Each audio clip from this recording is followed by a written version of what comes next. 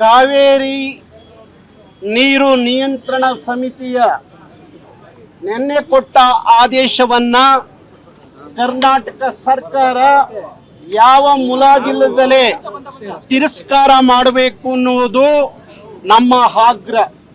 ಯಾಕೆ ಅಂದರೆ ಅವರು ಒಂದು ದಿನಕ್ಕೆ 3500 ಕ್ಯೂಸೆಕ್ ನೀರನ್ನು ತಮಿಳುನಾಡಿಗೆ ಬಿಡಿ ಅಂತ ಹೇಳಿ 15 ದಿವಸ 4.5 TMC ನೀರನ್ನ ಕೊಡಬೇಕು ಅಂತ ಹೇಳಿ ಕರ್ನಾಟಕದ ಪಾಲಿಗೆ ಮರಣ ಶಾಸನವನ್ನು ಇವತ್ತು ಕಾವೇರಿ ನೀರು ನಿಯಂತ್ರಣ ಸಮಿತಿ ಕೊಟ್ಟಿರುವಂಥದ್ದು. ಈ ಸಂದರ್ಭದಲ್ಲಿ ನಾವು ನಮ್ಮ ಪರಿಸ್ಥಿತಿಯನ್ನು ಅರ್ಥ ಮಾಡಿಸಿ ಕೊಡಬೇಕಾದರೆ ನಮ್ಮ ವಕೀಲರು ತಕ್ಷಣ ರಾಜ್ಯ ಸರ್ಕಾರ ಕಾವೇರಿಯ ನೀರು ನಿವಾರಣಾ ಪ್ರಾಧಿಕಾರದ ಮುಂದೆ ನಮ್ಮ ಮನವಿಯನ್ನು ಸಲ್ಲಿಸಬೇಕಾಗತ್ತೆ. ಅಲ್ಲಿ ನಮ್ಮ ಪರಿಸ್ಥಿತಿಯನ್ನು ಅವರಿಗೆ ತಿಳಿಸಬೇಕಾಗತ್ತೆ. ಇವತ್ತು ಕರ್ನಾಟಕದ ಕಾವೇರಿ ಪ್ರದೇಶದ 3 ಡ್ಯಾಮುಗಳೇನಿದ್ದಾವೆ, ಅದು KRS ಇರ್ಬೋದು, ಆರಂಗಿ ಇರ್ಬೋದು, ಕಬಿನಿ ಇರ್ಬೋದು, ಈ ಯಾವ ಡ್ಯಾಮುಗಳಲ್ಲೂ ಸಹ ನಮಗೆ ಸಿಗುವ ನೀರಿನ ಪ್ರಮಾಣ ಕೇವಲ 12 TMC ನೀರು. ಅದರಲ್ಲಿ ಒಂದು ತಿಂಗಳಿಗೆ ಬೆಂಗಳೂರಿಗೆ 3 TMC ನೀರು ಬೇಕಾಗತ್ತೆ ಕುಡಿಲಿಕ್ಕೆ. ಇನ್ನು ಉಳಿದ 9 TMCಯಲ್ಲಿ ನಾವು 4.5 TMCಯನ್ನು ತಮಿಳುನಾಡಿಗೆ ಬಿಟ್ಟರೆ ನಮಗೆ ಕುಡಿಯುವ ನೀರಿಗೆ ನಾವು ಏನು ಮಾಡಬೇಕು? ನಾವು ವ್ಯವಸಾಯಕ್ಕಾಗಿ ನೀರು ಕೇಳ್ತಾ ಇಲ್ಲ, ನಾವು ಕೇಳ್ತಿರೋದು ಕುಡಿಯುವ ನೀರಿಗಾಗಿ. ಆದರೆ ತಮಿಳುನಾಡು ನೀರು ಕುಡಿಯುವ ನೀರಿಗಾಗಿ ಕೇಳ್ತಾ ಇಲ್ಲ, ಅವರು 2ನೇ ಬೆಳೆಗೆ ವ್ಯವಸಾಯಕ್ಕಾಗಿ ನೀರು ಕೇಳ್ತಾ ಇದ್ದಾರೆ. ಈ ಪರಿಸ್ಥಿತಿಯಲ್ಲಿ ಕುಡಿಯೋಕ್ಕೆ ನೀರಿಲ್ಲದ ಕಾರಣ ನಾವು ಮೊದಲನೇ ಆದ್ಯತೆ ಕಾವೇರಿಯ ನೀರು ನಿಯಂತ್ರಣ ಸಮಿತಿ ಹೇಳುವ ಹಾಗೆ ಕುಡಿಯುವ ನೀರಿಗೆ ಮೊದಲನೆಯ ಆದ್ಯತೆಯನ್ನು ಕೊಡಬೇಕು. ಇಲ್ಲಿ ಕುಡಿಯುವ ನೀರೇ ಇಲ್ಲದೆ ಇದ್ದಾಗ ತಮಿಳುನಾಡಿಗೆ ವ್ಯವಸಾಯಕ್ಕೆ ನೀರು ಬಿಡಿ ಅಂತ ಹೇಳಿದ್ರೆ ಅದು ಯಾವ ನ್ಯಾಯ ಅನ್ನುವ ತೀರ್ಮಾನವನ್ನು ರಾಜ್ಯ ಸರ್ಕಾರ ಮಾಡಬೇಕಾಗತ್ತೆ. ಅದಕ್ಕಾಗಿ ಕಾವೇರಿಯ ನೀರು ನಿಯಂತ್ರಣ ಸಮಿತಿಯ ಆದೇಶವನ್ನು ಧಿಕ್ಕರಿಸಬೇಕು ಅಂತ ಹೇಳಿ ನಾನು ಕರ್ನಾಟಕ ಸರ್ಕಾರವನ್ನು ಮನವಿ ಮಾಡ್ತಾ ಇದ್ದೀನಿ. ತಕ್ಷಣ ರಾಜ್ಯ ಸರ್ಕಾರ ಕಾವೇರಿಯ ನೀರು ನಿವಾರಣಾ ಪ್ರಾಧಿಕಾರದ ಮುಂದೆ ನಮ್ಮ ಅವಲನ್ನ ಇಡಬೇಕು, ನಮ್ಮ ಪರಿಸ್ಥಿತಿ ಅವರಿಗೆ ಅರ್ಥ ಮಾಡಿಸ್ಬೇಕು. ಯಾವುದೇ ಕಾರಣಕ್ಕೂ ನೀರನ್ನು ಈ ಸಂದರ್ಭಕ್ಕೆ ಬಿಡಕ್ಕೆ ಸಾಧ್ಯ ಇಲ್ಲ ಅಂತ ಹೇಳುವ ಗಟ್ಟಿತನವನ್ನು ನಮ್ಮ ರಾಜ್ಯ ಸರ್ಕಾರ ತೋರಬೇಕಾಗುತ್ತೆ. ಅದನ್ನು ಮೀರಿ ರಾಜ್ಯ ಸರ್ಕಾರ ಏನಾದರೂ ಇವತ್ತು ಕಾವೇರಿಯ ನೀರು ನಿಯಂತ್ರಣ ಸಮಿತಿಗೆ ಹೆದರಿ ನೀರು ಬಿಟ್ಟಿದ್ದೆ ಆದರೆ 91ರಲ್ಲಿ ಅವತ್ತೇನು ಕರ್ನಾಟಕ ಭುಗಿಲೆದ್ದು ಸಾವು ನೋವುಗಳಾಯ್ತಲ್ಲ, ಅದೇ ಪರಿಸ್ಥಿತಿ ಇವತ್ತಿನ ಕಾಲಕ್ಕೂ ಆಗುತ್ತೆ. ಅದು ಆಗೋದು ಬೇಡ ಅಂದರೆ ರಾಜ್ಯ ಸರ್ಕಾರ ಭಾರಿ ಎಚ್ಚರಿಕೆಯಿಂದ ಈ ಸಂದರ್ಭದಲ್ಲಿ ತೀರ್ಮಾನ ತಗೋಬೇಕು ಅಂತ ಹೇಳಿ ನಾನು ಒತ್ತಾಯ ಮಾಡ್ತಾ ಇದ್ದೀನಿ. ಹಾಗೆ ಇದೇ ಆಗಸ್ಟ್ 3ನೇ ತಾರೀಕು ತಮಿಳುನಾಡಿನ ಮುಖ್ಯಮಂತ್ರಿ, ಕರ್ನಾಟಕದ ಮುಖ್ಯಮಂತ್ರಿಗಳು ಭಾರಿ ದೊಡ್ಡ ಚರ್ಚೆಯನ್ನು ಬೆಂಗಳೂರಲ್ಲಿ ಮಾಡ್ತಾ ಇದ್ದಾರೆ. ಆ ಚರ್ಚೆಯ ಪ್ರಮುಖ ಪಾತ್ರವೇ ಕಾವೇರಿ ವಿವಾದ ಅನ್ನೋದು ಮೊದಲನೇದಾಗಿ ತೀರ್ಮಾನ ತಗೊಂಡ್ರೆ ಭಾರಿ ಒಳ್ಳೆಯದು. ಯಾಕೆಂದರೆ ನಮ್ಮ ಕಾಲಕ್ಕೆ ಕಾವೇರಿಯ ವಿವಾದ ಮುಗಿಲಿ, ನಮ್ಮ ಹಿಂದೆ ಬರುವ ಪೀಳಿಗೆಗೆ ಈ ವಿವಾದ ಉಳಿಬಾರ್ದು ಅನ್ನೋದು 2 ರಾಜ್ಯಗಳ ಮುಖ್ಯಮಂತ್ರಿಗಳ ತೀರ್ಮಾನ ಆಗಿದ್ದೇ ಆದರೆ ಇತಿಹಾಸದ ತೀರ್ಮಾನ ಆಗುತ್ತೆ. ನಾನು ತಮಿಳುನಾಡಿನ ಮುಖ್ಯಮಂತ್ರಿಗಳಾದಂಥ ವಿಜಯ್ ಅವರಿಗೆ, ಕರ್ನಾಟಕದ ಮುಖ್ಯಮಂತ್ರಿಗಳಾಗಿರುವಂಥ DK ಶಿವಕುಮಾರ್ ಅವರಿಗೆ ಇಬ್ಬರಲ್ಲೂ ಮನವಿ ಮಾಡ್ತೀವಿ. ಕರ್ನಾಟಕದ ಈ ಕಾವೇರಿ ವಿವಾದ ಏನಿದೆ ಅದಕ್ಕೆ ಒಂದು ಕೊನೆಯ ತೆರೆಯನ್ನು ಎಳೆಯುವ ಕೆಲಸ ನಿಮ್ಮ ಚರ್ಚೆಗಳಿಂದ ಆಗಲಿ. ಬರಲಿ ವಿಜಯ್ ಅವರು, ನಮ್ಮ ಡ್ಯಾಮುಗಳು ನೋಡಲಿ, ನಮ್ಮ ಡ್ಯಾಮಲ್ಲಿ ನೀರಿದ್ರೆ ಬೇಕಾದರೆ ಆವಾಗ ಅವರು ಕೇಳಲಿ, ನಾವು ನೀರು ಕೊಡೋಕ್ಕೆ ಸಾಧ್ಯ ಆಗುತ್ತೆ. ಹೊರತು ಈಗ ಕಾವೇರಿ ನೀರು ನಿಯಂತ್ರಣ ಸಮಿತಿಯ ಆದೇಶವನ್ನು ನಾವು ಪಾಲಿಸಲಿಕ್ಕಾಗಲ್ಲ. ಅದಕ್ಕಾಗಿ ರಾಜ್ಯ ಸರ್ಕಾರ ಅದನ್ನು ಧಿಕ್ಕರಿಸಿ ನಿಂತ್ಕೋಬೇಕು. 91ರಲ್ಲಿ ಹೇಗೆ ಬಂಗಾರಪ್ಪನವರು ಧಿಕ್ಕರಿಸಿ ನಿಂತ್ಕೊಂಡ್ರಲ್ಲ, ಬಂಗಾರಪ್ಪನವ್ರ ಶಿಷ್ಯ ಅಂತ ಹೇಳ್ಕೊಳ್ಳುವ DK ಶಿವಕುಮಾರ್ ಗುರುವಿನ ಹಾದಿಯನ್ನು ಹಿಡೀಲಿ ಅಂತ ಹೇಳಿ ನಾನು ಹಾರೈಸ್ತೀನಿ. ಇವತ್ತು ಏನು CWRC ಒಂದು ಅವಿಜ್ಞಾನಿಕ ಆದೇಶವನ್ನು ಏನು ಮಾಡಿ ಕರ್ನಾಟಕ ಜನರ ಇವತ್ತು ಬರೆಯನ್ನು ಕುಡಿಯುವ ನೀರಿನ ಮೇಲೆ ಬರೆ ಎಳಿಲಿಕ್ಕೆ ಹೊರಟಿದೆ. ಅದರ ವಿರುದ್ಧ ಕರ್ನಾಟಕ ರಕ್ಷಣಾ ವೇದಿಕೆ ರಾಜ್ಯಾದ್ಯಂತ ಹೋರಾಟವನ್ನು ರೂಪುಗೊಳಿಸಿದೆ. ಪ್ರತಿ ಬಾರಿ ಕಾವೇರಿ ವಿಚಾರ ಬಂದಾಗ ತಮಿಳುನಾಡು ಪರವಾಗಿ ಕೇಂದ್ರ ಸರ್ಕಾರ ಅವರ ಪರವಾಗಿ ಆದೇಶಗಳನ್ನು ಮಾಡಿಸುವಂಥದ್ದು, ಕಾವೇರಿ ಪ್ರಾಧಿಕಾರ ಅಂತೇಳಿ ಒಂದಿದೆ, ಅದು ಕೂಡ ತಮಿಳುನಾಡು ಪರವಾಗಿ ಯಾವಾಗಲೂ ಕೂಡ ಆದೇಶವನ್ನು ಮಾಡುತ್ತೆ. ಈ ರಾಜ್ಯದ ಮಕ್ಕಳ ಭವಿಷ್ಯದ ಮೇಲೆ ಆಟವಾಡುವಂಥ ಈ ಒಂದು ಕಾವೇರಿ ಪ್ರಾಧಿಕಾರ ಅದಕ್ಕೆ ಎಚ್ಚರಿಕೆ ಮೂಡಿಸುವಂಥ ಕೆಲಸವನ್ನು ಇವತ್ತು ಹೋರಾಟದ ಮುಖಾಂತರ ಮಾಡ್ತಾ ಇದ್ದೀವಿ. ಏನು 5 ಜಿಲ್ಲೆಗಳಿಗೆ ಅವಲಂಬಿತವಾಗಿರುವಂಥ ಕಾವೇರಿ ನೀರು ನಾವು ಕುಡಿಲಿಕ್ಕೆ ಕೇಳ್ತಿರುವಾಗ, ಇಲ್ಲಿ ಕುಡಿಲಿಕ್ಕೆ ನೀರಿಲ್ದಿರುವಾಗ ತಮಿಳುನಾಡು ಸರ್ಕಾರ ನಾವು ಬೆಳಲಿಕ್ಕೆ ನೀರು ಕೊಡ್ರಿ ಅಂತ ಕೇಳ್ತಾರಲ್ಲ, ಈ ಒಂದು ಅವೈಜ್ಞಾನಿಕ ಆದೇಶವನ್ನು ಕಾವೇರಿ ಪ್ರಾಧಿಕಾರ ಆ ಒಂದು ಸಂಸ್ಥೆಗಳು ಏನು ಕೊಡ್ತಾ ಇದೆ ಅದು ಸರಿಯಾದ ಲೆಕ್ಕಾಚಾರ ಅಲ್ಲ ಅನ್ನೋದು ಇವತ್ತು ಕರ್ನಾಟಕ ಕನ್ನಡ ಚಳುವಳಿಗಾರರು ಇವತ್ತು ಹೇಳಿಕ್ಕೆ ಕೊಟ್ಟಿದ್ದೀವಿ. ಅದೇನೇ ಆಗಲಿ ಕನ್ನಡಿಗರ ಹಿತವನ್ನು ಕಾಯಬೇಕಾದಂಥ ರಾಜ್ಯ ಸರ್ಕಾರ ಏನಾದರೂ ಈ ಕೇಂದ್ರದ ಆದೇಶಗಳಿಗೆ ಏನಾದರೂ ಮನ್ನಣೆ ಕೊಟ್ಟು ಕಾವೇರಿ ನೀರನ್ನು ನಮಗೆ ಕುಡಿಲಿಕ್ಕಿಲ್ಲ ಅಂದ್ರೂ ಅವರಿಗೆ ಏನಾದ್ರು ಬಿಟ್ಟಿದ್ದೆ ಆದರೆ ಕರ್ನಾಟಕ ಸರ್ಕಾರದ ವಿರುದ್ಧ ಹಿಂದೆಲ್ಲ ಕಾವೇರಿ ಚಳವಳಿ ಯಾವ ಸ್ವರೂಪವನ್ನು ತಾಳ್ತು ಅದಕ್ಕಿಂತ ವಿಭಿನ್ನವಾಗಿ ಕರವೇ ಹೋರಾಟವನ್ನು ಕೈಗೆತ್ಕೊಬೇಕಾಗತ್ತೆ. ಇಡೀ ರಾಜ್ಯದಲ್ಲಿ ಹೋರಾಟ ಭುಗಿಲೇಳುತ್ತೆ.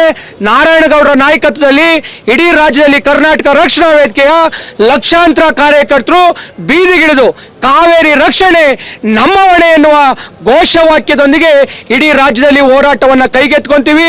ಅದಾಗೋದು ಬೇಡ ಅನ್ನೋದಾದರೆ ರಾಜ್ಯ ಸರ್ಕಾರ ಕನ್ನಡಿಗರ ಹಿತವನ್ನು ಕಾಯಬೇಕು. ಕೇಂದ್ರದ ಯಾವುದೇ ಆದೇಶ ಇರಲಿ ಅದನ್ನು ಧಿಕ್ಕರಿಸಿ ಕನ್ನಡಿಗರ ಪರವಾಗಿ ನಿಲ್ಲುವಂಥದ್ದಾಗಬೇಕು. ನಿಮಗೆ ಮತ ಹಾಕಿ ಗೆಲ್ಲಿಸುವಂಥವ್ರು, ನಿಮ್ಮ ಅಧಿಕಾರಕ್ಕೆ ತರುವಂಥವ್ರು ರಾಜ್ಯದ ಕನ್ನಡಿಗರು. ಅಂತ ಕನ್ನಡಿಗರ ಹಿತವನ್ನು ತಮಿಳುನಾಡು ಸರ್ಕಾರ ಹಾಗೆ ತಮಿಳರ ಹಿತವನ್ನು ಕಾಯುತ್ತೆ, ಹಂಗೆ ಕರ್ನಾಟಕ ಸರ್ಕಾರ ಕನ್ನಡಿಗರ ಹಿತವನ್ನು ಕಾಯಲಿಕ್ಕೆ ಮುಂದಾಗಬೇಕು. ಇಂಥ ಯಾವುದೇ ಗೊಡ್ಡು ಬೆದರಿಕೆ ಆದೇಶಗಳನ್ನು ಧಿಕ್ಕರಿಸಿ ರಾಜ್ಯದ ಜನರ ಪರವಾಗಿ ನಿಲ್ಲಬೇಕು. ಇವತ್ತೇನು ನಮ್ಮೆಲ್ಲ ಸಾರ್ವಜನಿಕರಿಗೆ ಗೊತ್ತಿರೋ ಹಾಗೆ ಇವತ್ತು ನಮ್ಮ ಕಾವೇರಿ ನ್ಯಾಯಮಂಡಳಿ ತಮಿಳುನಾಡಿಗೆ 3,000 ಕ್ಯೂಸೆಕ್ಸ್ ನೀರು ಬಿಡಬೇಕು ಅಂತೇಳಿ ಆದೇಶ ಮಾಡಿದೆ. ಇಲ್ಲಿ ನಿಮ್ಗೆ ಗೊತ್ತಿರೋ ಹಾಗೆ ಇಲ್ಲಿ ಬರಗಾಲ ರಾಜ್ಯದಲ್ಲಿ ಬರಗಾಲ ಸ್ಟಾರ್ಟ್ ಆಗಿದೆ. ಇಲ್ಲಿ ಕುಡಿಯೋಕ್ಕೂ ನೀರಿಲ್ಲ, ರೈತರು ಪರದಾಡ್ತಾ ಇದ್ದಾರೆ. ಯಾವ ಆಧಾರದ ಮೇಲೆ, ಯಾವ ಮಾನದಂಡದ ಮೇಲೆ ನೀರು ಬಿಡಬೇಕು ಅಂತ ಹೇಳಿದ್ರು ಗೊತ್ತಿಲ್ಲ. ಯಾಕೆಂದರೆ ಯಾವಾಗ ನೋಡಿದ್ರು ಕಾವೇರಿ ನ್ಯಾಯಮಂಡಳಿ ಕರ್ನಾಟಕ ಅನ್ಯಾಯ ಮಾಡ್ತಾ ಬಂದಿದೆ. ಏಕಮುಖವಾಗಿ ಆದೇಶ ಹೊರಡಿಸೋದು. ಇಲ್ಲಿ ಏನು ಇದಕ್ಕೆ ರಾಜಕೀಯ ಹಿತಾಸಕ್ತಿ ಕಾರಣನ ಇಲ್ಲ ನಮ್ಮ ರಾಜಕೀಯ ನಾಯಕರ ಕಾರಣನ ಅಂತ ಗೊತ್ತಿಲ್ಲ. ಈಗ ಒಳ್ಳೆ ವಿದ್ಯಾವಂತ ತಮಿಳುನಾಡು ವಿಜಯ್ ಅವರು ತಮಿಳುನಾಡು ಮುಖ್ಯಮಂತ್ರಿ ಆಗಿದ್ದಾರೆ. ನಮ್ಮ ಕರ್ನಾಟಕದಲ್ಲಿ ಒಬ್ಬ ರೈತನ ಮಗ, ಅವರು ಅನುಭವಿ ರಾಜಕಾರಣಿ DK ಶಿವಕುಮಾರ್ ಮುಖ್ಯಮಂತ್ರಿ ಆಗಿದ್ದಾರೆ. ಅವರಿಬ್ಬರು ಇವತ್ತು ಮಾತುಕತೆಗೆ ಬರಕ್ಕೆ ಹೇಳಿದ್ದಾರೆ. ಅವರು ನ್ಯಾಯಯುತವಾಗಿ ಇವತ್ತು ಇದನ್ನು ಬಗೆಹರಿಸ್ಕೊಂಡು ಮುಂದಿನ ಪೀಳಿಗೆಯಲ್ಲಿ ನಮ್ಮ ಮಕ್ಕಳಿರ್ಬೋದು, ಮುಂದಿನ ಪೀಳಿಗೆ ಜನ ಇದನ್ನು ಮತ್ತೆ ಪದೇ ನಮ್ಮ ರಾಜ್ಯ ತಮಿಳುನಾಡು ರಾಜ್ಯದವರು ಏನು ಕಿತ್ತಾಡಿಕೊಂಡು ಬಡದಾಡಿಕೊಂಡು ಇದನ್ನು ರಾಜಕೀಯವಾಗಿ ಬಳಸ್ಕೊತಿದ್ರು, ಜಯಲಲಿತಾ ಇರ್ಬೋದು, ಕರುಣಾನಿಧಿ ಇರ್ಬೋದು, ಅದನ್ನೆಲ್ಲ ಬಿಟ್ಟು ನೀವಿಬ್ಬರೂ ಒಳ್ಳೆ ರೀತಿಯಲ್ಲಿ ಇದನ್ನು ಬಗೆಹರಿಸಿ. ನಮಗೂ ಕುಡಿಯೋಕ್ಕೆ ನೀರಿಲ್ಲ, ಆಮೇಲೆ ರೈತರಿಗೆ ನೀರಿಲ್ಲ, ಬಗೆಹರಿಸ್ಬೋದು. ನೀವು ಮನಸ್ಸು ಮಾಡಿದ್ರೆ ಆಗುತ್ತೆ. ಯಾಕೆಂದರೆ ಇಲ್ಲಿ ನಾವು ಎಲ್ಲ ಒಂದೇ ಒಕ್ಕೂಟದವರು. ನೀವು ಆದರೆ ನಿಮ್ಮ ರಾಜಕೀಯ ತೇವಲಿಗೋಸ್ಕರ ನಮಗೆ ತಂದಿಕ್ಕಿ ನೀವು ಹಾಳು ಮಾಡ್ತಾ ಇದ್ದೀರಾ. ದಯವಿಟ್ಟು ಹೇಳ್ತಾ ಇದ್ದೀವಿ, ಈ ನಿಗಮ ಮಂಡಳಿ ಏನಿದೆ ಒಳ್ಳೆ ರೀತಿಯಲ್ಲಿ ಇವತ್ತು ಸಾಂಕೇತಿಕವಾಗಿ ನಮ್ಮ ನಾರಾಯಣಗೌಡರ ಅಧ್ಯಕ್ಷತೆಯಲ್ಲಿ ಫ್ರೀಡಮ್ ಪಾರ್ಕಲ್ಲಿ ನಾವು ಸಾಂಕೇತಿಕವಾಗಿ ಪ್ರತಿಭಟನೆ ಮಾಡಿ ನಿಮಗೆ ನಾವು ಮನವಿ ಸಲ್ಲಿಸ್ತಾ ಇದ್ದೀವಿ. ಇಲ್ಲ ಅಂದರೆ ನಿಮಗೆ ಗೊತ್ತಿದೆ ಚೆನ್ನಾಗಿ ಏನು ಬಂಗಾರಪ್ಪನವ್ರ ಕಾಲದಲ್ಲಿ ಏನಾಯಿತು, ಆಮೇಲೆ CM ಸಿದ್ದರಾಮಯ್ಯ ಅವರಾಗಿದ್ದಾಗ ಬೆಂಗಳೂರು ಹೆಂಗೆ ಹತ್ತುರಿತು. ಈ ಥರದ್ದು ನಡೆಯುತ್ತೆ. ಇದನ್ನು ನಡಿಬಾರ್ದು ಅಂದರೆ ಇವತ್ತು ಸಾಂಕೇತಿಕವಾಗಿ ಮಾಡ್ತಾ ಇದ್ದೀವಿ. ನೀವು ಇದನ್ನು ನ್ಯಾಯಯುತವಾಗಿ ನಡೆಸ್ಕೊಂಡಿಲ್ಲ ಅಂದರೆ ಮುಂದಿನದಲ್ಲಿ ಹಂತವಾಗಿ ಉಗ್ರ ಹೋರಾಟ ರಾಜ್ಯಾದ್ಯಂತ ಹೋಗುತ್ತೆ. ಇದನ್ನು ತಡಿಬೇಕು ಅಂದರೆ ಒಳ್ಳೆ ಸಾರ್ವಜನಿಕರು ಒಳ್ಳೆ ರೀತಿ ಇರಬೇಕು ಅಂದರೆ ಯಾವುದೇ ರಾಜ್ಯ ನಮ್ಮ ಕರ್ನಾಟಕದ ಜನತೆ ಶಾಂತಿಯುತವಾಗಿರಬೇಕು ಅಂದರೆ ನಮ್ಗೆ ನ್ಯಾಯ ಬೇಕು. ಇಲ್ಲಾಂದರೆ ಇದಕ್ಕೆ ಏನೇ ಆದ್ರೂ ಇದಕ್ಕೆ ಪರಿಣಾಮ ಏನೇ ಆದ್ರೂ ರಾಜ್ಯ ಸರ್ಕಾರನೇ ಹೊಣೆ ಆಗುತ್ತೆ. DK ಶಿವಕುಮಾರ್ ಸಾಹೇಬರೇ ಹೊಣೆ ಆಗ್ತಾರೆ. ಯಾಕೆಂದರೆ ನಿಮಗೆ ಗೊತ್ತಿದೆ ಇವಾಗೆಲ್ಲ ಇಂಟರ್ನೆಟ್ ಯುಗ. ಇವಾಗೆಲ್ಲ ಎಂಥ ಜನಗಳೆಲ್ಲ ಯಾರು ದಡ್ರಲ್ಲ. ಇಲ್ಲಿ ಏನೇ ರಾಜಕೀಯ ದೊಂಬರಾಟಾಡಿದ್ರು ಎಲ್ರಿಗೂ ಗೊತ್ತಿದೆ. ಮೊನ್ನೆ ನಡೆದಂಥ ಜಂತರ್ ಮಂತರಲ್ಲಿ ನಡೆದಂಥ ವಿಚಾರ ಎಲ್ರಿಗೂ ಗೊತ್ತಿದೆ. ನೀವೇನು ಅಂದರೆ ಸಣ್ಣ ಕಿಡಿ ಅಂತ ನೆಗ್ಲೆಕ್ಟ್ ಏನು ಮಾಡಿದ್ರೆ ಅದು ಏನಾಯಿತು, ಬೆಂಕಿ ಜ್ವಾಲೆಯಾಗಿ ನಿಮ್ಮ ಬುಡಕ್ಕೆ ಬಂತು, ನಿಮ್ಮನ್ನು ಅಳ್ಳಾಡಿಸ್ಬಿಡ್ತು. 18 ಇಂಚು 28 ಇಂಚು 58 ಇಂಚಿನ ಕತೆ ಏನಾಯಿತು ನೋಡಿದಿರಲ್ಲ. ನಿಮ್ಮ ಬುಡಕ್ಕೆ ಬಂದು ಅಳ್ಳಾಡ್ಬಿಟ್ರಿ ನೀವೇನೆ. ಇತಿಹಾಸದಲ್ಲಿ ನೀವು ಒಂದು ದಿವಸ ನೀವು ಮೀಡಿಯಾ ಮುಂದೆ ಬರೋದಿರೋರು ಲೈವ್ ಬರುವಂಗೆ ಮೊಬೈಲ್ ಫೇಸ್ಬುಕ್ ಲೈವ್ ಬರುವ ಪರಿಸ್ಥಿತಿ ಬಂತು ನಿಮಗೆ. ಇದನ್ನು ನೀವು ಈ ಥರದ ಎಚ್ಚರಿಕೆ ಮಾಡಿಕೊಂಡು ಮುಂದೆ ಇಂಥವನ್ನೆಲ್ಲ ಆಗದಂಗೆ ಒಳ್ಳೆ ರೀತಿಲಿ ಜನಕ್ಕೆ ನಿಮ್ಮ ನಂಬಿ ಓಟ್ ಹಾಕಿದ್ದೀವಿ. ರೈತರಿಗೆ ಈಗ ಬೆಂಗಳೂರಿಗೂ ಇಷ್ಟು TMC ನೀರು ಬೇಕು, ಮಳೆ ಇಲ್ಲ, ಇನ್ನೊಂದು 2 ತಿಂಗಳು ಮಳೆ ಇಲ್ಲ ಅಂದರೆ ಮುಂದಿನ ಕತೆ ಏನಾಗುತ್ತೆ ಗೊತ್ತಾ? ಇಲ್ಲಿ ಕರ್ನಾಟಕಕ್ಕೆ ತುಂಬ ತೊಂದರೆ ಆಗುತ್ತೆ. ಇದನ್ನು ಅರ್ಥ ಮಾಡಿಕೊಂಡು DK ಶಿವಕುಮಾರ್ ಸಾಹೇಬ್ರೆ, ನೀವು ರೈತನ ಮಗ ಇದ್ದೀರಾ, ಅನುಭವಿ ರಾಜಕಾರಣಿ ಇದ್ದೀರಾ, ಇದನ್ನು ಒಳ್ಳೆ ರೀತಿಯಲ್ಲಿ ಬಗೆಹರಿಸಿ ನಮ್ಮ ರೈತರಿಗೆ, ನಮ್ಮ ಬೆಂಗಳೂರು ಜನಕ್ಕೆ ಕುಡಿಯೋ ನೀರಿಗೆ ಅವಕಾಶ ಮಾಡಿಕೊಡ್ಬೇಕಂತೇಳಿ ತಮ್ಮಲ್ಲಿ ಮನೆ ಮಾಡಿಕೊಡ್ತೀನಿ. ನನ್ನ ಹೆಸರು GS ಕುಮಾರ್ ಅಂತೇಳಿ, ಕರ್ನಾಟಕ ರಕ್ಷಣಾ ವೇದಿಕೆ ರಾಜ್ಯ ಸಂಘಟನಾ ಕಾರ್ಯದರ್ಶಿ. ನಮಸ್ಕಾರ. ಕಾವೇರಿ ನೀರು ನಿಯಂತ್ರಣಾ ಸಮಿತಿಯವರು ನಿನ್ನೆ ಒಂದು ಆದೇಶವನ್ನು ಹೊರಡಿಸ್ತಾರೆ. ಕರ್ನಾಟಕದ ಕಾವೇರಿಯನ್ನು ದಿನನಿತ್ಯ 3,500 ಕ್ಯೂಸೆಕ್ಸನ್ನು ತಮಿಳುನಾಡಿಗೆ ಹರಿಸಬೇಕು, ಪ್ರತಿನಿತ್ಯ 15 ದಿವಸಗಳ ಕಾಲ ಅಂಥೇಳಿ. ಇದು ಎಷ್ಟು ಅವೈಜ್ಞಾನಿಕ ಅಂತ ಹೇಳಿದ್ರೆ, ಕೇವಲ ಒಂದು ಸಮಿತಿಯನ್ನು ಮಾಡಿ ಕಾವೇರಿ ಮ್ಯಾನೇಜ್ಮೆಂಟ್ ಅಥಾರಿಟಿ ಏನಿದೆ, ನಿರ್ವಹಣಾ ಪ್ರಾಧಿಕಾರ, ಅದರ ಅಡಿಯಲ್ಲಿ ಒಂದು ಸಮಿತಿಯನ್ನು ಮಾಡಿಕೊಂಡು ಈ ಸಮಿತಿಯವರು ಒಂದು ಆದೇಶವನ್ನು ಮಾಡ್ತಾರೆ. ಅದನ್ನು ನಾವು ಮೇಲ್ಮನವಿ ಸಲ್ಲಿಸಬೇಕಾದ್ರೆ ಪ್ರಾಧಿಕಾರಕ್ಕೆ ಸಲ್ಲಿಸಬೇಕಾಗುತ್ತೆ. ಅವರು ಅದನ್ನು ಮತ್ತೆ ಒಪ್ಪಿಸ್ತಾರೆ. ಇವೆಲ್ಲವೂ ಒಂದು ರೀತಿಯ ದುರುದ್ದೇಶವನ್ನು ಇಟ್ಟುಕೊಂಡು ಕರ್ನಾಟಕ ಮತ್ತು ತಮಿಳುನಾಡಿನ ಮಧ್ಯದಲ್ಲಿ ಕೆಲವು ಸಂಘರ್ಷಗಳನ್ನು ಕೆಲವು ವರ್ಷಗಳಿಂದ ನಾವು ಸಂಘರ್ಷ ಮಾಡ್ತಾ ಇದ್ದೀವಿ, ಮತ್ತೆ ಆ ಸಂಘರ್ಷವನ್ನು ಹುಟ್ಟು ಹಾಕೋದ್ರ ಮೂಲಕ ಇವರೊಂದು ಸಂಘರ್ಷಕ್ಕೆ ದಾರಿ ಮಾಡಿಕೊಟ್ಟಿದ್ದಾರೆ ಇವರು ನಿಯಂತ್ರಣ ಸಮಿತಿಯವರು. ತಮಿಳುನಾಡು ಮುಖ್ಯಮಂತ್ರಿಗಳು 14 ವರ್ಷಗಳಿಂದ ಕಾವೇರಿಯ ವಿಚಾರವಾಗಿ ಚರ್ಚೆಗೆ ಬರದೇ ಇರತಕ್ಕಂಥದ್ದು ನಮಗೆ ತಿಳಿದಿಟ್ಟಂಥ ವಿಚಾರ. ಈ ಸಾರಿ ವಿಜಯ್ ಅವರು, ತಮಿಳುನಾಡಿನ ಮುಖ್ಯಮಂತ್ರಿ ವಿಜಯ್ ಅವರು 3ನೇ ತಾರೀಕಿಗೆ ಕರ್ನಾಟಕಕ್ಕೆ ಬಂದು ಈ ಕಾವೇರಿ ನೀರಿನ ವಿಚಾರವಾಗಿ ಚರ್ಚೆಯನ್ನು ಮಾಡ್ತಕ್ಕಂಥದ್ದು ಬಹಳ ಸ್ವಾಗತಾರ್ಹ. ಆದರೆ ಕರ್ನಾಟಕಕ್ಕೆ ಯಾವತ್ತೂ ಸಹ ಕಾವೇರಿ ವಿಚಾರದಲ್ಲಿ ಅನ್ಯಾಯ ಆದಾಗ ಕರ್ನಾಟಕ ರಕ್ಷಣಾ ವೇದಿಕೆ ನಾರಾಯಣಗೌಡರ ನೇತೃತ್ವದಲ್ಲಿ ಯಾವುದೇ ಮಟ್ಟದ ಹೋರಾಟಕ್ಕೆ ಸಿದ್ಧವಾಗಿರುತ್ತೆ ಮತ್ತು ಹೋರಾಟವನ್ನು ಮಾಡಿರ್ತಕ್ಕಂಥದ್ದು ಕೂಡ ಈ ಇತಿಹಾಸದಲ್ಲಿ ನಮ್ಮ ಮುಂದೆ ಇರತಕ್ಕಂಥದ್ದು. ಈ ಬಾರಿಯೂ ಕೂಡ ಏನು ಅವೈಜ್ಞಾನಿಕವಾಗಿ ಇವತ್ತು ನೋಡಿ, ಕಾವೇರಿ ಏನು ನಮ್ಮ KRS ಅಣೆಕಟ್ಟೆ ಇದೆ, ಅಣೆಕಟ್ಟೆಯಲ್ಲಿ ಡೆಡ್ ಸ್ಟೋರೇಜ್ ಬಂದು 17 TMC. ಅದು ಬಿಟ್ಟರೆ ನಮಗೆ ಸಿಗ್ತಕ್ಕಂಥದ್ದು 8 TMC ಮಾತ್ರ ಬಳಕೆಗೆ. ಮಂಡ್ಯ, ಮಳವಳ್ಳಿ, ಬೆಂಗಳೂರು ಗ್ರಾಮಾಂತರಕ್ಕೆ ನೀರನ್ನು ಹರಿಸ್ತಕ್ಕಂಥ ಕೆಲಸವನ್ನು ನಿರಂತರವಾಗಿ ಕಾವೇರಿ ಕೊಳ್ಳದಿಂದ ಮಾಡ್ತಾ ಇರತಕ್ಕಂಥ ಈ ಸಂದರ್ಭದಲ್ಲಿ ಮಳೆಯ ಕೊರತೆ, ಬಹಳ ದೊಡ್ಡ ಕೊರತೆ ಇರತಕ್ಕಂಥ ಸಂದರ್ಭದಲ್ಲಿ ಈ ರೀತಿಯ ಆದೇಶಗಳು ಎಲ್ಲೋ ಒಂದು ಕಡೆ ನಮಗೆ ಸಂಶಯ ಮೂಡಿಸ್ತಕ್ಕಂಥ ಕೆಲಸವನ್ನು ಹುಟ್ಟಾಕಿರ್ತಕ್ಕಂಥದ್ದು. ಹಾಗಾಗಿ ಈ ಒಂದು ವೈಜ್ಞಾನಿಕವಾಗಿ ನೀವು ಅದನ್ನು ನೋಡಬೇಕಾದ್ರೆ ನಮಗಿರ್ತಕ್ಕಂಥ 8 TMC ನೀರನ್ನು ಇಷ್ಟು ಜಿಲ್ಲೆಗಳಿಗೆ ಹರಿಸೋದಕ್ಕೆ ಸಾಕಾಗೋದಿಲ್ಲ. ಅದರಲ್ಲಿ ನಿಮಗೆ 15 ದಿವಸ ಬಿಟ್ಟರೆ 4.5 TMC ನೀರನ್ನು ತಮಿಳುನಾಡಿಗೆ ಹರಿಸಬೇಕಾಗುತ್ತೆ. ಈ ಒಂದು ಅವೈಜ್ಞಾನಿಕ ಇದು ಆದೇಶವನ್ನು ಹಿಂಪಡೆದು ಏನು ಸರಿಯಾದ ವಸ್ತುಸ್ಥಿತಿ ಏನಿದೆ, ಇಲ್ಲಿನ ವಿಚಾರಗಳನ್ನು ಅರ್ಥಕೊಂಡು ಆದೇಶವನ್ನು ಕೊಡ್ತಕ್ಕಂಥದ್ದು, ಮತ್ತು ಏನು ಕರ್ನಾಟಕ ಸರ್ಕಾರ ನಿರ್ವಹಣಾ ಪ್ರಾಧಿಕಾರಕ್ಕೆ ಮೇಲ್ಮನವಿ ಏನು ಸಲ್ಲಿಸ್ತಾ ಇದೆ ಅದರಲ್ಲಿ ಸರಿಯಾದ ವಾದವನ್ನು ಮಂಡಿಸಿ ಯಾವುದೇ ಕಾರಣಕ್ಕೂ ಕರ್ನಾಟಕದಿಂದ ಕಾವೇರಿಯ ಕೊಳ್ಳದಿಂದ ತಮಿಳುನಾಡಿಗೆ ನೀರು ಹರಿಸೋದಿಲ್ಲ ಅಂಥ ವಿಷಯವನ್ನು ಕಡಾಖಂಡಿತವಾಗಿ ಹೇಳ್ತಕ್ಕಂಥ ಕೆಲಸವನ್ನು ಕರ್ನಾಟಕ ಸರ್ಕಾರದವ್ರು ಮಾಡಬೇಕು. ಇನ್ನು ನೀರು ಹರಿಸಲೇಬೇಕಂತ ಒತ್ತಾಯಗಳು ನಮ್ಮ ಮೇಲೆ ಬಂದರೆ ಕರ್ನಾಟಕ ರಕ್ಷಣಾ ವೇದಿಕೆ ನಾರಾಯಣಗೌಡರ ನೇತೃತ್ವದಲ್ಲಿ ಉಗ್ರವಾದ ಹೋರಾಟವನ್ನು ಮತ್ತೊಮ್ಮೆ ಹಮ್ಮಿಕೊಂಡು ಕಾವೇರಿಯ ಹೋರಾಟದ ಇತಿಹಾಸವನ್ನು ಇನ್ನೊಮ್ಮೆ ಮರುಕಳಿಸ್ತಕ್ಕಂಥ ಕೆಲಸಕ್ಕೆ ನೀವು ಯಾರೂ ಅದಕ್ಕೆ ಆಸ್ಪದವನ್ನು ಕೊಡಬಾರ್ದು ಅಂತಕ್ಕಂಥ ಮಾತನ್ನು ಈ ಮೂಲಕ ಹೇಳಕ್ಕೆ ಇಷ್ಟಪಡ್ತೀವಿ. ಶ್ರೀ ನಾರಾಯಣಗೌಡರ ಕರ್ನಾಟಕ ರಕ್ಷಣಾ ವೇದಿಕೆಯ ವತಿಯಿಂದ ಇವತ್ತೇನು ಇಲ್ಲಿ ನಾವು ಪ್ರೊಟೆಸ್ಟ್ ನಡೀತಾ ಇದೆ, ಕಾವೇರಿ ನೀರು ನಿಯಂತ್ರಣ ಸಮಿತಿಯವರ ಆದೇಶದ ವಿರುದ್ಧ ಪ್ರಾಧಿಕಾರಕ್ಕೆ ಈಗಾಗಲೇ ರಾಜ್ಯ ಸರ್ಕಾರ ಹೋಗಬೇಕು ಎಂಬ ಬೇಡಿಕೆಯೊಂದಿಗೆ ನಾವು ಹೇಳಲಿಕ್ಕೆ ಇಚ್ಛೆಪಡೋದು, ನಮ್ಮ ರಾಜ್ಯ ಈಗ ಮುಂದಕ್ಕೆ ಮಳೆ ಸರಿಯಾಗಿ ಬರುತ್ತೋ ಅಥವಾ ಬರಗಾಲ ಬರುತ್ತೋ ಎಂಬ ಅನಿಶ್ಚಿತತೆಯಲ್ಲಿ ಇರುವಾಗ, ಅದೇ ರೀತಿ ತಮಿಳುನಾಡು ಸರ್ಕಾರ ಹಿಂದಿನಿಂದಲೂ ಈವರೆಗೂ ನಕಾರಾತ್ಮಕ ಧೋರಣೆಯನ್ನು ತೋರಿಸ್ತಾ ಇರುವಾಗ ಇಂಥ ಒಂದು ಅವಿಜ್ಞಾನಿಕವಾದಂಥ ಒಂದು ಆದೇಶ ಮಾಡಿರೋದು ಬಹಳ ದೊಡ್ಡ ತಪ್ಪು. ಈ ಆದೇಶದ ಮೂಲಕ ರಾಜ್ಯದ ಜನತೆಗಳ ಮಧ್ಯೆ ಒಂದು ಸಮಸ್ಯೆಯನ್ನು ಸೃಷ್ಟಿಸುವ ಪ್ರಯತ್ನ ನಡೀತಾ ಇದೆ ಅಂತೇಳಿ ನಾನು ಇಚ್ಛಿಸಲು ಹೇಳ್ತಾ ಇದ್ದೀನಿ. ಅದೇ ರೀತಿ ಇದಕ್ಕೆ ಈಗ ಕೂಡಲೇ ಏನಾದರೂ ಒಂದು ಪರಿಹಾರವನ್ನು ಕಂಡುಹಿಡಿಯದಿದ್ದಲ್ಲಿ, ಪ್ರಾಧಿಕಾರಕ್ಕೆ ಸರ್ಕಾರ ಹೋಗಿ ಸರಿಯಾದ ತೀರ್ಪನ್ನು ತಗೊಂಡು ಬರದೇ ಇದ್ದಲ್ಲಿ, ಶ್ರೀ ನಾರಾಯಣಗೌಡರ ನೇತೃತ್ವದಲ್ಲಿ ಕರ್ನಾಟಕ ರಕ್ಷಣಾ ವೇದಿಕೆಯವರು ನಡೆಸುವಂಥ ಮುಂದೆ ಎಲ್ಲ ಚಳವಳಿಯಲ್ಲಿ, ಹೋರಾಟದಲ್ಲಿ ಕರ್ನಾಟಕ ಮುಸ್ಲಿಂ ವಕೀಲರ ವೇದಿಕೆ ಪರವಾಗಿ ನಾವೆಲ್ಲರೂ ಕೂಡ ಭಾಗವಹಿಸ್ತೀವಿ. ಆ ಹೋರಾಟ ಎಲ್ಲರ ನೆನಪಿನ ಅಂಗಳದಲ್ಲಿ ಉಳಿಯುವಂಥ ಹೋರಾಟವನ್ನು ನಾವು ಮಾಡ್ತೀವಿ ಅಂತೇಳಿ ಈ ಸಂದರ್ಭದಲ್ಲಿ ನಾನು ಹೇಳಲಿಕ್ಕೆ ಪಡ್ತೇನೆ.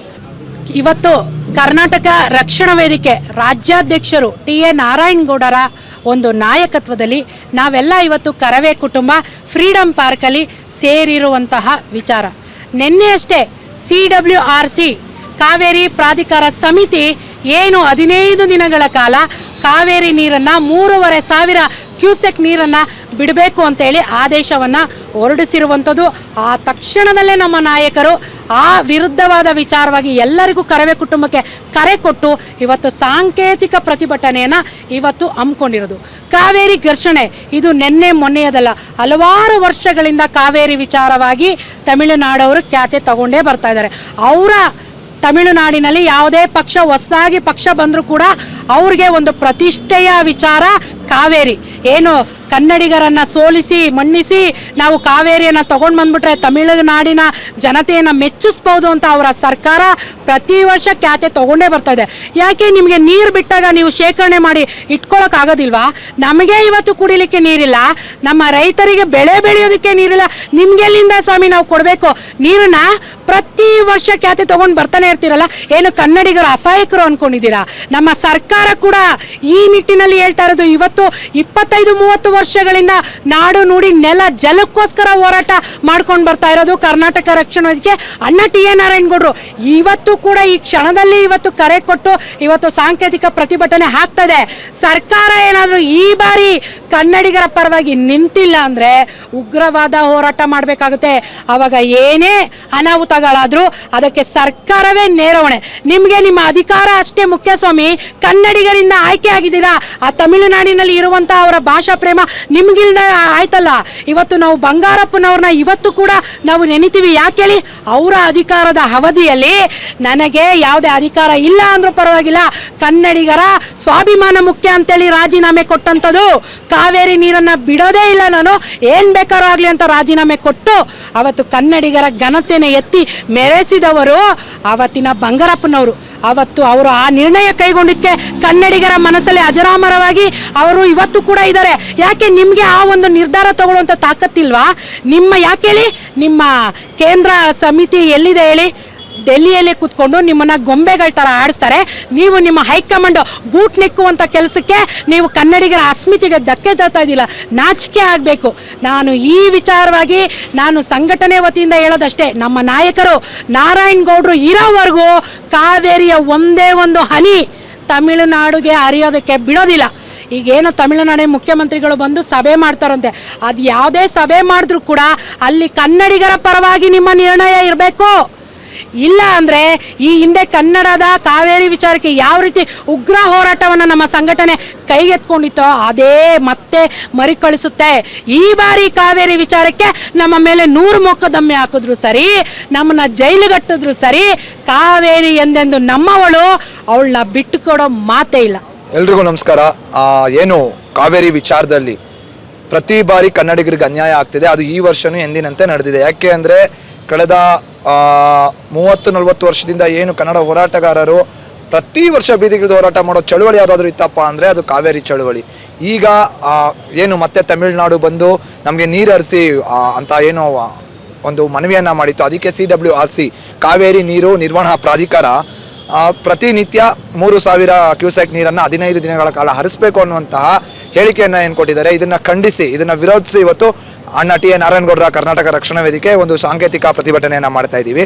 ನಮ್ಮ ಪ್ರಶ್ನೆ ಇಷ್ಟೇ, ಪ್ರತಿ ಬಾರಿ ಕನ್ನಡಿಗರಿಗೆ ಯಾಕೆ ಇಂಥ ಅನ್ಯಾಯ ಆಗುತ್ತೆ? ಯಾಕೆ ಅಂದರೆ ಯಾವುದೇ ಸರ್ಕಾರ ಅಧಿಕಾರದಲ್ಲಿರಲಿ, ಕೇಂದ್ರದಲ್ಲಾಗಲಿ ರಾಜ್ಯದಲ್ಲಾಗಲಿ ಯಾವುದೇ ಸರ್ಕಾರ ಅಧಿಕಾರದಲ್ಲಿದ್ದರೂ ಪ್ರತಿ ಬಾರಿ ಕನ್ನಡಿಗರನ್ನು ಅವಮಾನ ಮಾಡಿ, ಕನ್ನಡಿಗರಿಗೆ ಅನ್ಯಾಯ ಮಾಡಿ, ಪ್ರತಿ ಬಾರಿ ತಮಿಳುನಾಡಿಗೆ ನಮ್ಮ ಹತ್ರ ನೀರಿದೆಯೋ ಇಲ್ವೋ, ತಮಿಳುನಾಡಿಗೆ ನೀರು ಹರಿಸಿ ಬಿಡಬೇಕು ಅನ್ನುವಂಥ ಒಂದು ಆದೇಶಗಳು ಬರೋದಿದೆಯಲ್ಲ, ಇದನ್ನು ನೋಡಿದಾಗ ಕನ್ನಡಿಗರ ಅಸಹಾಯಕತೆನ, ನಮ್ಮ ಕನ್ನಡಿಗರಿಗೆ ಇಷ್ಟೊಂದು ನಾವು ಅಸಹಾಯಕರಾಗೋದ್ವಾ ಅನಿಸುತ್ತೆ.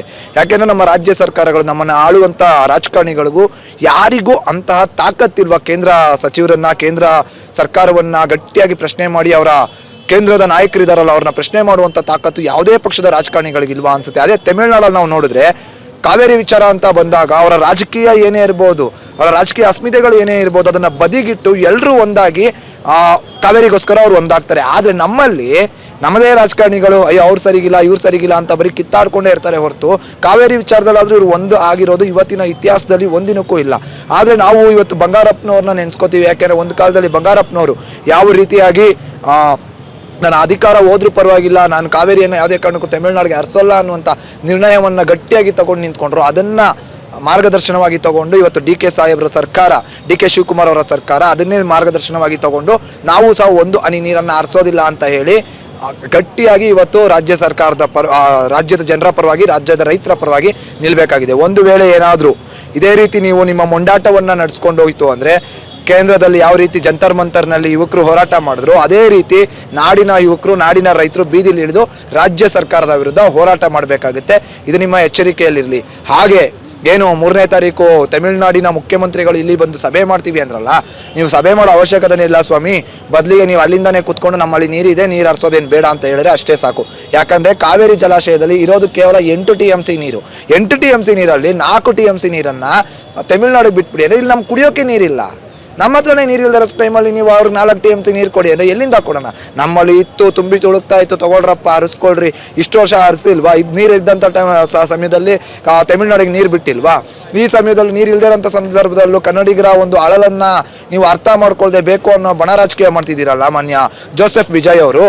ಇದು ನಿಜವಾಗ್ಲೂ ನಿಮಗೆ ಸರಿ ಅನ್ಸುತ್ತಾ? ನಾವು ಹಿಂದಿನ ಎಲ್ಲ ಸರ್ಕಾರಗಳನ್ನ ನೋಡಿದಾಗ, ತಮಿಳುನಾಡು ಸರ್ಕಾರಗಳನ್ನ ನೋಡಿದಂಥ ಸಂದರ್ಭದಲ್ಲಿ, ಈಗಿನ ಸರ್ಕಾರವನ್ನು ನೋಡುವಂಥ ಸಂದರ್ಭದಲ್ಲಿ ಎಲ್ಲ ವಿಜಯ್ ಅವರು ಒಂದಷ್ಟು ಜನಪರವಾಗಿದ್ದಾರೆ ಅಂದ್ಕೊಂಡ್ರೆ, ನೀವು ಅಲ್ಲಿ ನಿಮ್ಮ ಒಣ ರಾಜಕೀಯದ ಬೇಳೆ ಬೇಯಿಸ್ಕೊಳ್ಳೋದಕ್ಕೆ ಇವತ್ತು ಕನ್ನಡಿಗರನ್ನ ಕೆಣಕುವಂಥ ಮಟ್ಟಕ್ಕೆ ನೀವು ಬರ್ತಾ ಇದ್ದೀರಾ ಅಂದರೆ ಅವ್ರಿಗೂ ನಿಮಗೂ ಏನು ವ್ಯತ್ಯಾಸ? ನಿಮ್ಮ ಜನನಾಯಕನ ಚಿತ್ರ ಮೊನ್ನೆ ತಾನೇ ಕರ್ನಾಟಕದಲ್ಲೂ ಬಿಡುಗಡೆ ಮಾಡಿದ್ರಿ. ಇದು ವಿಚಾರ ಫಸ್ಟೇ ನಮ್ಮ ಮುಂಚೆನೇ ತಿಳಿಸಿದ್ರೆ ಎಲ್ಲಿ ನಿಮ್ಮ ಚಿತ್ರಕ್ಕೆ ಅಡ್ಡಿ ಮಾಡ್ತಿದ್ವಿ ಅಂತ ಹೇಳಿ ಚಿತ್ರವನ್ನು ಬಿಡುಗಡೆ ಮಾಡಿ ಆಮೇಲೆ ನಂತರ ಈ ವಿಚಾರವನ್ನು ಮುಂದೆ ತರ್ತೀರಿ ಅಂದರೆ ಜೋಸೆಫ್ ವಿಜಯ್ ಅವರ ಒಂದು ಆಲೋಚನೆ ಯಾವ ಮಟ್ಟಕ್ಕಿದೆ ಅನ್ನೋದು ಅರ್ಥ ಆಗ್ತಿದೆ. ದಯವಿಟ್ಟು ಎಲ್ಲ ಕನ್ನಡಿಗರು ಒಂದಾಗಿ ರಾಜ್ಯ ಸರ್ಕಾರದ ವಿರುದ್ಧ, ಕೇಂದ್ರ ಸರ್ಕಾರದ ವಿರುದ್ಧ ದೊಡ್ಡ ಮಟ್ಟ ಕೂಗನ್ನು ಎತ್ತೋಣ. ಸರ್, ವಿಜಯ್ ಅವರು ತಮ್ಮ ಜನನಾಯಕನ ಮೂವಿ ರಿಲೀಸ್ ಆದಮೇಲೆ ಈ ಖ್ಯಾತೆ ತೆಗೆದಿರೋ ಕಾರಣ ಏನಿರೋದು? ಏನು ಕಾವೇರಿ ಹೋರಾಟದ ವಿಚಾರವಾಗಿ ಕರ್ನಾಟಕ ರಕ್ಷಣಾ ವೇದಿಕೆ ಉಗಮದಿಂದಲೂ ಕಾವೇರಿ ಹೋರಾಟ ಮಾಡಿಕೊಂಡೇ ಬಂದಿದೆ. ಯಾವುದೇ ರಾಜಕೀಯ ಲಾಭ ಇಲ್ಲದೆ, ಯಾರ ಆಮಿಷಕ್ಕೂ ಒಳಗಾಗದೆ ನಾವು ಹೋರಾಟ ಮಾಡ್ಕೊಂಡು ಬಂದಿದ್ದೀವಿ. ವಿಜಯ್ ಅವರು ಇವಾಗ ರಾಜಕೀಯಕ್ಕೆ ಬಂದಿರ್ಬೋದು, ಅವ್ರಿಗೆ ನಾವು ತಿಳಿದ ಮಟ್ಟಿಗೆ ಸಾಮಾಜಿಕ ಜಾಲತಾಣದಲ್ಲಿ ಒಳ್ಳೆಯ ಹೆಸರು ಬಂದಿದೆ, ಒಳ್ಳೆ ರಾಜಕೀಯ ಮಾಡ್ತಾರೆ ಅಂತ ಕೇಳಿದ್ದೀವಿ. ಸಂತೋಷ. ಆದರೆ ಅವರ ರಾಜಕೀಯ ಮಾಡಲಿ, ಆದರೆ ಕಾವೇರಿ ವಿಚಾರವನ್ನು ಸೂಕ್ಷ್ಮತೆಯನ್ನು ಅರಿತು ಅವರು ಮುಂದಿನ ಏನು ನಮ್ಮ ಬರೋ ತಿಂಗಳು 3ನೇ ತಾರೀಕು ಬರ್ತಾ ಇದ್ದಾರೆ, ಅದನ್ನು ಅರಿತುಕೊಂಡು ಕನ್ನಡಿಗರಿಗೆ ದ್ರೋಹ ಆಗದೇ ಇರೋ ರೀತಿ ಯಾವುದೋ ಒಂದು ತೀರ್ಮಾನ ತಗೊಂಡ್ರೆ ನಮ್ಮ ಮಾನ್ಯ ಮುಖ್ಯಮಂತ್ರಿಗಳು ಮತ್ತು ವಿಜಯ್ ಅವರು ಬಹಳ ಒಳ್ಳೆಯದು. ಯಾಕಂದರೆ ಈ ಕಾಲದಲ್ಲಾದರೂ ಅದನ್ನು ಬಗೆಹರಿಸುವಂಥ ಕೆಲಸ ಆಗಲಿ. ಮತ್ತು ಇನ್ನೊಂದು ಹೇಳೋದಕ್ಕೆ ಇಷ್ಟಪಡ್ತೀನಿ, ನಮ್ಮ ಹೋರಾಟದಲ್ಲಿ ಏನು ಕಾವೇರಿ ವಿಚಾರ ಅಂತ ತಗೊಂಡು ನಾವು ಹೋರಾಟ ಮಾಡ್ಕೊಂಡು ಬಂದಿದ್ದೀವಿ, ಅದು ಯಾವ ಮಟ್ಟಕ್ಕೆ ಹೋಗಿದೆ, ಏನೇನಾಗಿದೆ ಎಲ್ಲ ನಿಮಗೂ ಗೊತ್ತಿದೆ ಮಾಧ್ಯಮಗಳ ಮುಖಾಂತರ. ಆದರೆ ನಾನು ಜನತೆಗೆ ಒಂದು ಕಿವಿ ಮಾತಾರೋ ಅಂದ್ಕೊಳ್ಳಿ, ಇಲ್ಲಾಂದರೆ ಒಂದು ತಿಳುವಳಿಕೆ ಆದರೂ ಅಂದ್ಕೊಳ್ಳಿ ಹೇಳ್ತಾ ಇದ್ದೀವಿ, ನಾವು ಯಾರೇ ಮುಖ್ಯಮಂತ್ರಿಗಳಾದರೂ ಹೋರಾಟ ಮಾಡ್ತೀವಿ. ಅದನ್ನು ಈಗ ಸಾಬೀತು ಮಾಡ್ತಾ ಇದ್ದೀವಿ. ನಾವು ಯಾರೋ ಕಾಂಗ್ರೆಸ್ ಪರ ರಕ್ಷಣಾ ವೇದಿಕೆ, DK ಅವರ ಪರ ರಕ್ಷಣಾ ವೇದಿಕೆ ಅಂತೆಲ್ಲ ನೀವು ಮಾತಾಡ್ತಿರಲ್ಲ ಕೆಲವು ಭಕ್ತರು, ಅವ್ರಿಗೆ ಹೇಳ್ತಾ ಇದ್ದೀವಿ, ನಾಡು ನುಡಿ ವಿಚಾರದಲ್ಲಿ ನಾರಾಯಣಗೌಡರಾಗಿರ್ಬೋದು, ಅವರ ಪಡೆ ಇರ್ಬೋದು, ಯಾವುದಕ್ಕೂ ರಾಜಿ ಆಗಿಲ್ಲ, ರಾಜಿ ಆಗೋದು ಇಲ್ಲ. ಇದು ಒಂದು ಉತ್ತಮ ಉದಾಹರಣೆ ಅಂತ ಹೇಳೋದಕ್ಕೆ ಇಷ್ಟಪಡ್ತೀನಿ.